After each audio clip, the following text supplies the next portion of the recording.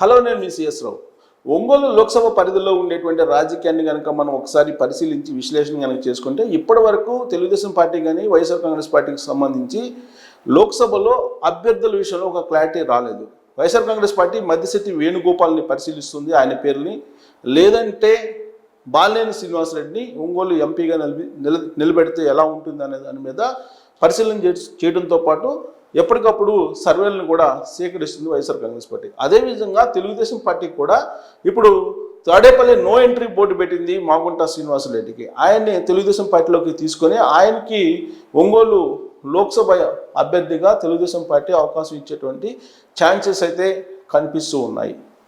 మిగిలినటువంటి అసెంబ్లీ స్థానాలు, ఆ లోక్సభ పరిధిలో ఉండేటువంటి అసెంబ్లీ స్థానాల్లో ఉండేటువంటి పరిస్థితి ఏంటి అనే దాని మీద మనం కనుక ఒకసారి పరిశీలిస్తే విశ్లేషణ చేసుకుంటే కనుక ఆయా అసెంబ్లీ నియోజకవర్గాల బరిలో ఉన్నటువంటి అభ్యర్థులు ఎవరెవరు ఉండబోయేటువంటి అవకాశం ఉంది. ఇప్పటి వరకు ఆ రెండు పార్టీలు, ప్రధానమైనటువంటి పార్టీలు తెలుగుదేశం పార్టీ, వైఎస్ఆర్ కాంగ్రెస్ పార్టీ, ఎవరెవరిని బరిలో నిలబెట్టేటువంటి అవకాశం ఉంది అనేది చూద్దాం. ఇప్పటికే వైఎస్ఆర్ కాంగ్రెస్ పార్టీ దాదాపు 5 లిస్టులని ప్రకటించేసింది.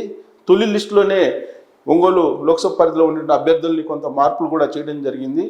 సో ఇప్పుడు మనం ప్రకాశం జిల్లా టీడీపీ వైఎస్ఆర్ కాంగ్రెస్ పార్టీ అభ్యర్థులు ఫైనల్ లిస్టుని కనుక చూస్తే ఎర్రగొండపాలెం ఎస్సీ కాన్స్టిట్యున్సీ ఒంగోలు లోక్సభ పరిధిలో ఉండేది. తాడిపత్రి చంద్రశేఖర్ పేరుని ఆల్రెడీ ఫైనల్ చేసేసింది. దాంతోపాటు తెలుగుదేశం పార్టీ నుంచి గూడూరి ఎరిక్సన్ బాబు, వాళ్ళిద్దరు పేర్లే ఫైనల్ అయ్యేటువంటి అవకాశం ఉంది ఎర్రగొండపాలెంలో.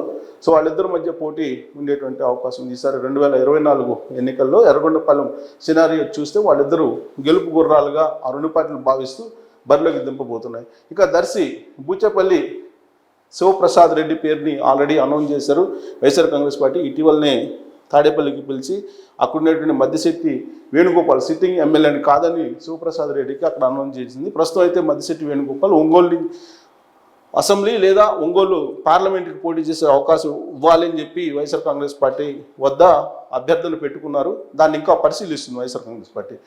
కానీ దర్శి అసెంబ్లీకి బూచేపల్లి శివప్రసాద్ రెడ్డి పేరుని అయితే ఖరారు చేసింది. ఆయనకు పోటీగా తెలుగుదేశం పార్టీ గరికపాటి వెంకట్ పేరుని దాదాపుగా ఖరారు చేసింది. ఎందుకంటే అక్కడ జనసేనకి తెలుగుదేశం పార్టీ జనసేన కూటమి కాబట్టి కూటమిలో జనసేనకి వెళ్తుంది. ఆ జనసేన అభ్యర్థిగా గరికపాటి వెంకట్ అక్కడ బరిలో నిలిచేటువంటి అవకాశం ఉందని చెప్పి మనకున్నటువంటి సమాచారం.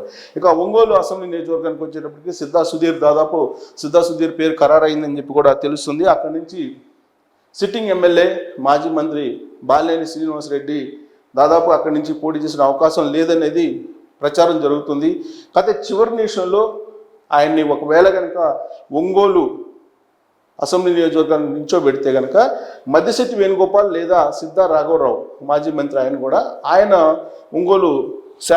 ఒంగోలు పార్లమెంట్ నుంచి లోక్సభ నుంచి నిలిచినటువంటి అవకాశం ఉంది. ఆ ఈక్వేషన్స్లో కనుక ఆలోచిస్తే వైఎస్ఆర్ కాంగ్రెస్ పార్టీ అప్పుడు మారేటువంటి అవకాశం ఉంది. ఇప్పుడున్నటువంటి పరిస్థితుల ప్రకారం, ఇప్పుడున్నటువంటి సినారియో ప్రకారం సిద్ధా సుధీర్ పేరు అయితే ఒంగోలు అసెంబ్లీ స్థానం నుంచి వైఎస్ఆర్ కాంగ్రెస్ పార్టీ దాదాపుగా ఖరారు చేసిందని చెప్పి అనుకోవాలి. ఇక తెలుగుదేశం పార్టీ నుంచి దామచల్ల జనార్దన్, అది ఫిక్సింగ్, మారేటువంటి అవకాశమే లేదు. దామచల్ల జనార్దన్ అక్కడ గెలుపు గుర్రం కింద తెలుగుదేశం పార్టీ భావిస్తుంది. ఆయన గ్రాఫ్ కూడా ఆశాజనకంగా ఉందని చెప్పి ఆ పార్టీ అంచనా వేస్తుంది. ఇంకా కొండేపి ఎస్సీ కాన్స్టిట్యున్సీ ఆదిమూలపు సురేష్ ప్రస్తుతం మంత్రిగా ఉన్నారు. ఆయన ఎర్రగొండపాలెం ఎమ్మెల్యే, ఆయన్ని కొండేపికి బదిలీ చేశారు ఆదిమూలపు సురేష్ని ఫైనల్ చేసింది వైఎస్ఆర్ కాంగ్రెస్ పార్టీ. ఇంకా బాల వీరాంజనేయ స్వామి ఇక్కడ సిట్టింగ్ ఎమ్మెల్యే.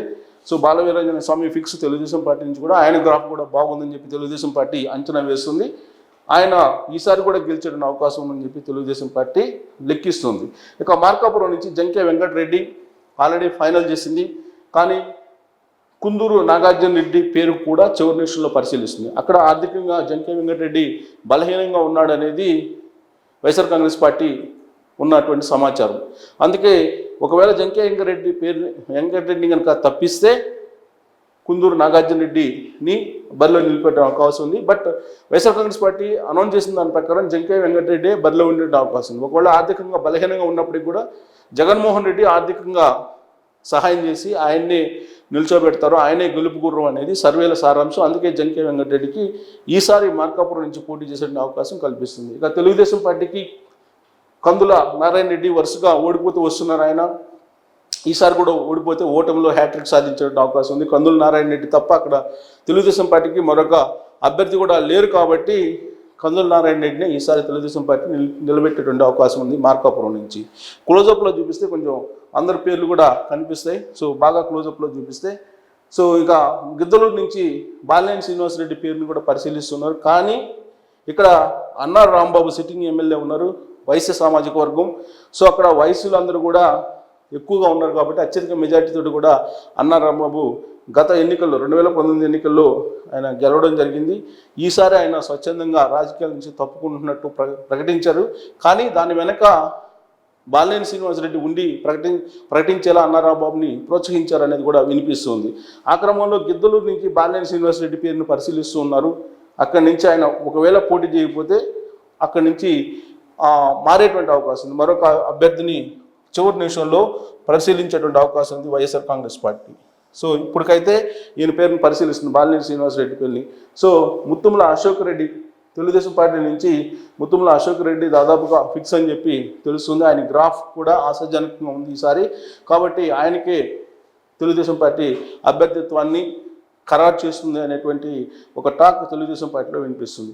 ఇక కనిగిరి నుంచి దద్దాల నారాయణ యాదవ్ కనిగిరి నుంచి ఆయన్ని ప్రకటించింది, ఇటీవల ప్రకటించింది. అక్కడ ఉన్నటువంటి సిట్టింగ్ ఎమ్మెల్యేని కాదని దద్దాల నారాయణ యాదవ్ ప్రకటించింది. ముక్కు ఉగ్ర నరసింహారెడ్డి బలమైనటువంటి క్యాండిడేట్గా తెలుగుదేశం పార్టీ భావిస్తుంది. ఈసారి కూడా ఆయన్ని బరిలో నిలిపేటువంటి అవకాశం తెలుగుదేశం పార్టీ. ఇది ఒంగోలు లోక్సభ పరిధిలో ఉండేటువంటి ప్రస్తుత సినారియో. వీటిల్లో స్వల్ప మార్పులు జరిగేటువంటి అవకాశం ఉంది. ఆ స్వల్ప మార్పుల్లో కూడా ఒక బాలినేని శ్రీనివాసరెడ్డి మాత్రమే కొంత మనకు కనిపిస్తుంది. మిగతా అన్ని కూడా అటు తెలుగుదేశం పార్టీ కానీ ఇటు వైఎస్ఆర్ కాంగ్రెస్ పార్టీ కానీ ఈ అభ్యర్థులనే రాబోయేటువంటి 2024 ఎన్నికల బరిలో నిలిపేటువంటి అవకాశం ఉంది. ఇప్పటికే సర్వేలు పరిశీలించిన తర్వాతనే తెలుగుదేశం పార్టీ కానీ వైఎస్ఆర్ కాంగ్రెస్ పార్టీ కానీ అభ్యర్థుల్ని ఫైనల్ చేయడం జరిగింది. అయితే ఒంగోలు లోక్సభ స్థానానికి ఇప్పటి వరకు కూడా అభ్యర్థుల విషయంలో రెండు పార్టీలు ఒక క్లారిటీకి రాలేకపోతున్నాయి. తెలుగుదేశం పార్టీ మాత్రం వైఎస్ఆర్ కాంగ్రెస్ పార్టీ నుంచి వచ్చేటువంటి మాగుంట శ్రీనివాసరెడ్డి మీద ఆశలు పెట్టుకుంది.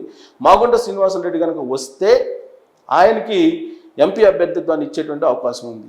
అనూహ్యంగా కొన్ని పరిణామాలు కూడా చోటు చేసుకునేటువంటి అవకాశం ఉంది. ఒంగోలు లోక్సభ పరిధిలో సిద్ధారాఘవరావు మాజీ ఎంపీ, ఆయన తెలుగుదేశం పార్టీకి తొలి నుంచి కూడా ఉన్నారు. ఆ తర్వాత ఆయన వైఎస్ఆర్ కాంగ్రెస్ పార్టీకి మారారు.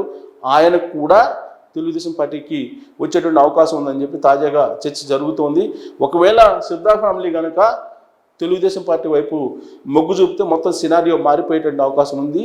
అంతేకాదు కరణం బలరాం సీనియర్ పొలిటీషియన్, ప్రకాశం జిల్లాలో అందరికీ తెలిసినటువంటి పొలిటీషియన్ ఆయన ప్రస్తుతం చీరాల ఎమ్మెల్యేగా ఉన్నారు.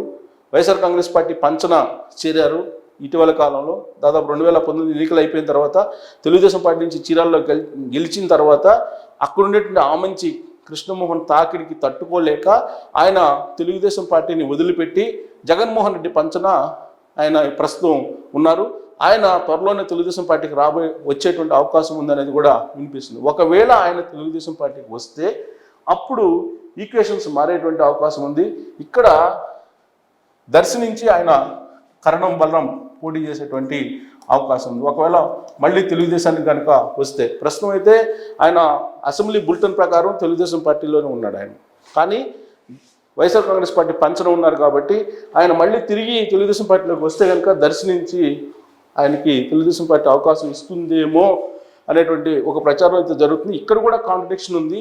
చంద్రబాబు నాయుడు దాదాపుగా సమకాలీకుడు రాజకీయంగా కరణం బలరాం, కానీ లోకేష్ మాత్రం ఈయన రాకను వ్యతిరేకిస్తున్నారనేటువంటి ప్రచారం తెలుగుదేశం పార్టీలో జరుగుతుంది.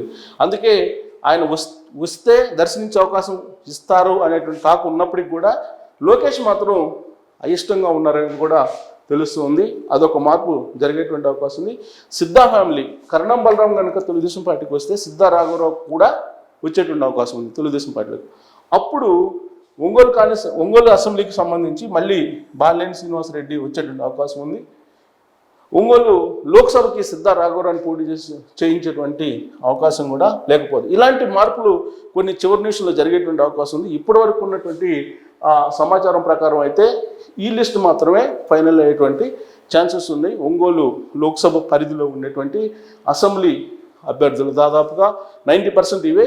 చివరి నిమిషంలో 2 పార్టీలు కనుక మార్చుకుంటే ఈక్వేషన్స్ మళ్ళీ మారేటువంటి అవకాశం ఉంది.